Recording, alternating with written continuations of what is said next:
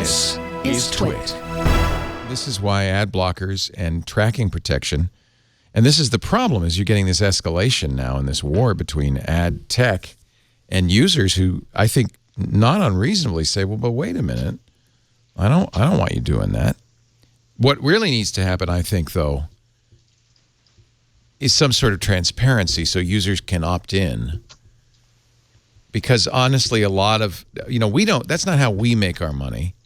But we're very old school. The way we make our money is so old school compared to this. And I fear that in years to come, advertisers are going to just say, well, if you can't give us that data, we're going somewhere else. And there are podcasters who will start doing this. There will be this kind of ad tech in podcasting. It's coming. That's one of the things that we're talking about at the Podcast Expo, the podcast movement. It's coming. I don't want to do it. And there are technical difficulties because it's one thing on a web page because you're using a browser, and all the browsers until recently supported this. Now they're starting to block it, and it's a big war coming. But right now, when you listen to a podcast, there's so many ways you can listen to a podcast that there's no system for doing this at all in podcasting yet. But they're working on. Oh, they're working on it. Hidden tones. Our friends at the Interactive Advertising Bureau, IAB, would love this. And it could increase the value immensely, too. There's value to the content creator here. Yeah. So this is why it needs to be a conversation and why it needs to be more transparent. It could put TWiT out of business if I refuse to do it. It could be the end of TWiT. And a lot of podcasts. If the owners of the podcast network say we don't want to do that, advertisers could turn away and say, well, we're only going to buy ads on where we know this kind of information. Conversely, if they find a really good way to do it and we agree to it, it could make us all incredibly wealthy. There's another problem, which is the kind of ads we do not lend themselves to programmatic advertising, right? I read an ad, it's baked in. Well, but that's also why you get those kinds of ads. You get direct response. Well, I think they work better, right? But you're right. In order for this to work, you'd have to have what's called DI, or dynamic insertion. Because just as you see different banner ads as you go around the web based on your boot preference, people buy ads and podcasts would like you to have different ads served to you depending on your geographic location, your demographics, what they know about you. And so it's increasingly popular in large podcasts to have dynamic insertion. And there's a company called, for example, A Million Ads. Mm-hmm. That does this. There are companies that start to do this. They're doing dynamic serving in podcasts, so it's coming. It's here. There's a lot of them. There's A13. There's one we've tried. We've tried it, or is it A16? I think it's A16. We tried it, with back catalog. So our stuff is so baked in. It's kind of we'd have to completely redo how we do ads. But we have a long tail, right? We only get paid for ads in the first 6 weeks of the show or something like that.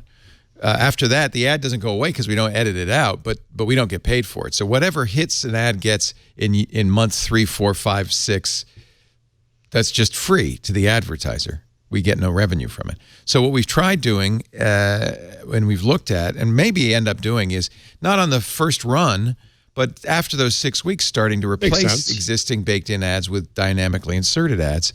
Because we don't get the same kind of money for dynamically inserted ads.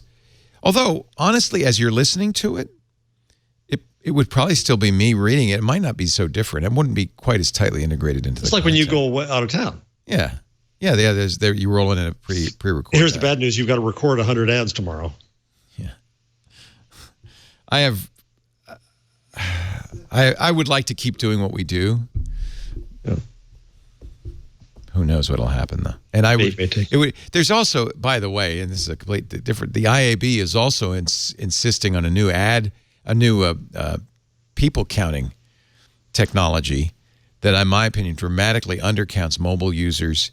It really hurts podcasts with a high-tech audience, people like you who listen on your phone and on your Google and Amazon Don't most Echo. People?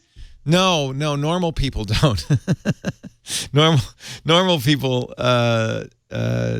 don't. And so normal people listen to podcasts? They get counted more. Yeah, now they do. And they get counted better. So what is going to also happen, I think, very subtly, is these new audience measurement technologies will hurt certain podcasts. And so it's going to homogenize podcasts. Podcasts like ours will go away because we have a technically literate audience that uses mobile.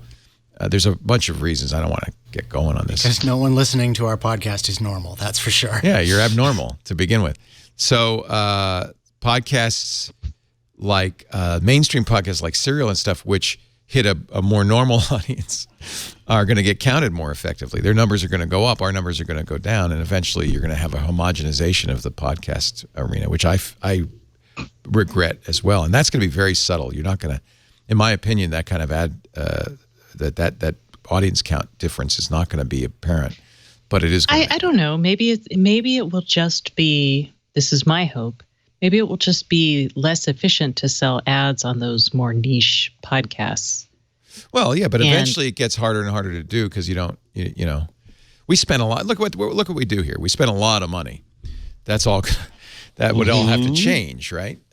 Yes.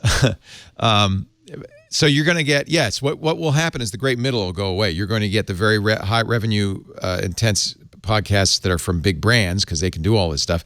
You're going to get the hobbyist podcasts that don't monetize at all. And the stuff like us, the independent networks in the middle, I think are just going to disappear. But by the way, this is exactly what happened with blogs when ad tech first came into blogs. The Voxes and the Verges and the big blogs of the world survived. Blogs like yours kind of survived because it was hobbyist blog, but this middle, the John Grubers of the world, you know, Daring Fireballs kind of struggle because they're not willing to do the ad tech stuff, but they do need to monetize. So it gets, I think that's kind of what happens. But I don't know. You know, I could be wrong. You know, the bigger question is, in the long run, in an abundant-based market, what happens to volume-based advertising?